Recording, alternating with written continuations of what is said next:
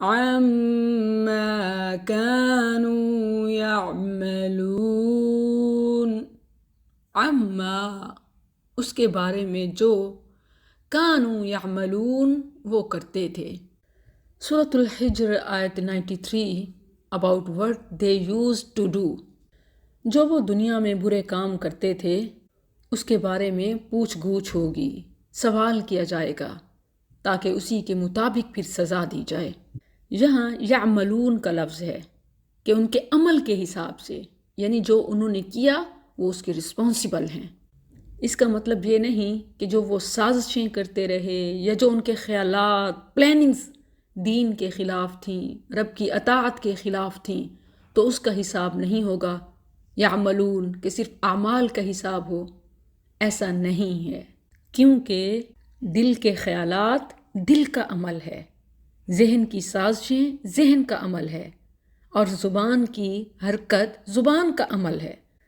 تو یعملون میں دل، زبان اور جسم کے تمام حصوں کے افعال شامل ہیں۔ لَتُسْأَلُنَّ يَوْمَئِذٍ عَنِ النَّعِيمِ، یہ جسم کے اعضاء، یہ وجود، یہ زندگی، یہ سب نعمت ہے۔ اور لَتُسْأَلُنَّ يَوْمَئِذٍ عَنِ النَّعِيمِ سورۃ التکاثر کی آخری آیت، کہ یقیناً تم اس دن نعمتوں کے بارے میں ضرور سوال کیے جاؤ گے۔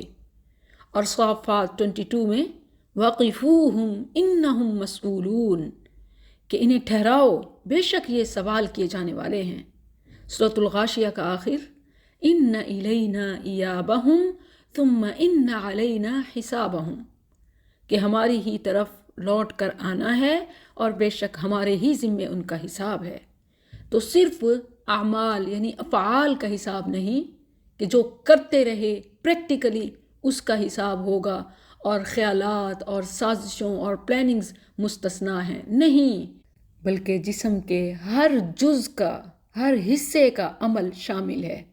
دل کا عمل خیالات ہیں، ذہن کا عمل، ذہن کا فعل یعنی ذہن کا کام پلاننگ، سازش، ارادہ ہے۔